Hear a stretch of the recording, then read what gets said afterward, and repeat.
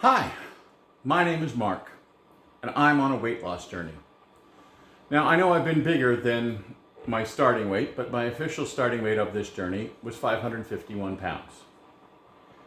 So, I'm going to be sharing my life as a fat person, getting thinner, as a fat dad especially, and also letting you know my progress. And it's my hope by doing so, number one, to keep myself on track, and number two, to maybe encourage others by showing what I can do, and hopefully it will let them know that they can do the same as well, or even just to let people know they're not alone. There are other people with similar struggles. One thing that being fat does is you tend to self-isolate. You get a bit ashamed of yourself. It hurts to move around.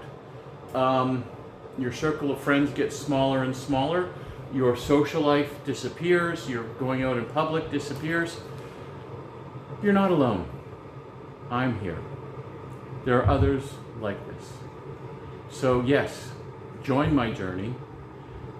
If you feel inspired, give me a like, give me a dislike, comment. I read all the comments.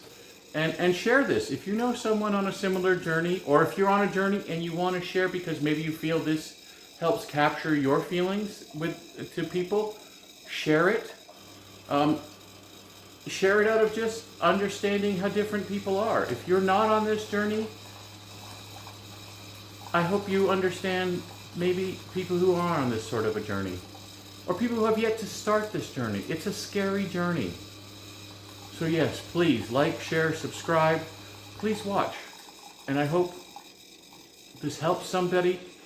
I hope this at least entertains somebody and educates people. Thank you.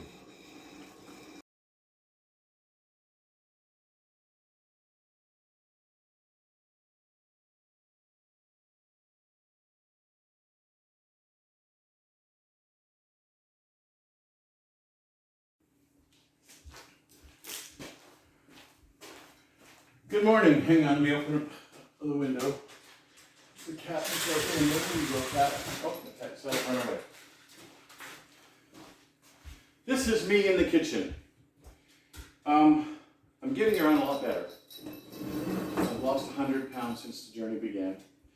I'm wearing a shirt. I purposely chose this shirt not because it's patriotic, although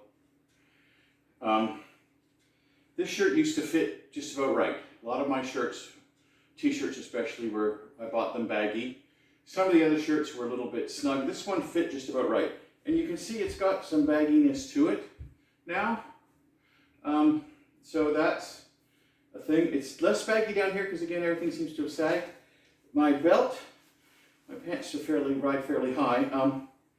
My belt used to be around here and now it's here. So things have changed. Getting around, standing starts to hurt, like the knees and the calves just standing.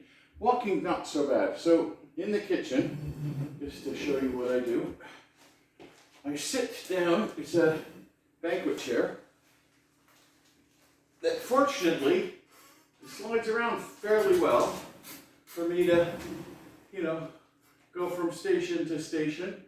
I try to get everything down to the counter level that I'm going to need for cooking. So I can, I can go to the fridge, I can go to the stove, I can do the dishes, grab a coffee cup, make the coffee, just because a lot of that is stuff that you would do standing, and just standing hurts. Walking's not so bad, unless my sciatica, which I've developed, is acting up. Stand up again. Standing, it's one of those weird things. It's kind of psychological rather than physical. Like I'm going to stand up without pushing on anything but my knees and using my body, and I can do that. But sometimes I get this like mental block, and I've got to, pull myself up by a counter. So you'll see I can get up perfectly fine without it. But psychologically, partly because when I was at my heaviest, I did need to lean on something. Same thing with the cane. I used a cane for a while because it was just awkward. Now, I don't usually use the cane. Sometimes I'll carry the cane in case I need it, but mostly I'm just carrying it. So things are getting better, and it's 100 pounds difference. And there's like 250 pounds to go. So this journey is by no means over.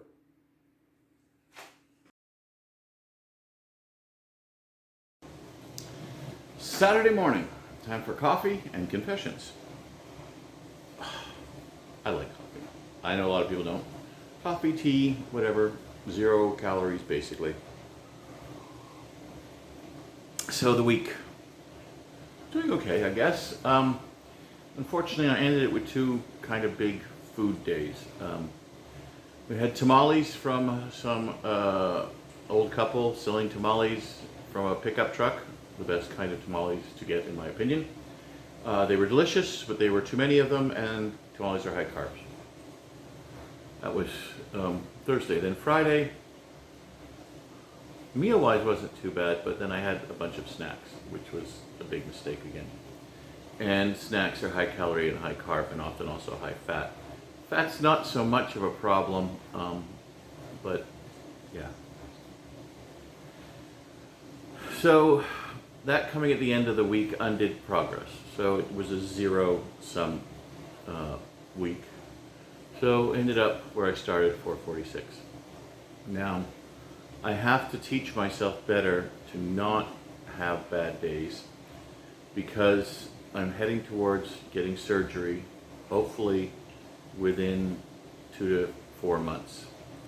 And after the surgery, you really have to be careful what you eat. I watched again another presentation, because each time you kind of get a new doctor referral, and I've had whatever, I had a problem with the last one because of insurance. I had a problem several years ago because it just wound up being a dead end. Anyway, this one looks like it's going to happen, and it looks like I'm going to be making the commitment. But once you have it, you have to be very careful. You have to be very careful about overeating. You have to be very careful about eating the wrong things. You have to be very careful. Your system will revolt against you in various ways if you don't follow the rules after you had the surgery. So, lessons to be learned still, and these are just human failings, simple failings that normally wouldn't mean much. Oh no, you ate a bunch of tamales one day, big deal. Oh no, you had some chips, a whole bunch of chips one day, no big deal. Well, it is a big deal when you're trying to go down in your weight, and it will be an even bigger deal after I have the surgery. So I have to make sure I don't do those things. Anyway, take care of yourselves. If you're in the United States, an election is coming up, regardless of what side you fall on. If you vote, vote intelligently, research the candidates, research the issues. This actually applies wherever you live in a democracy. Don't just vote for the guy with the prettiest signs or the girl with the prettiest signs, or the easy to pronounce name, things like that. Bob Smith versus Sanjay Gujarati. Well, maybe Sanjay's got the better ideas, even though it's easier to say Bob Smith. Take care of yourselves.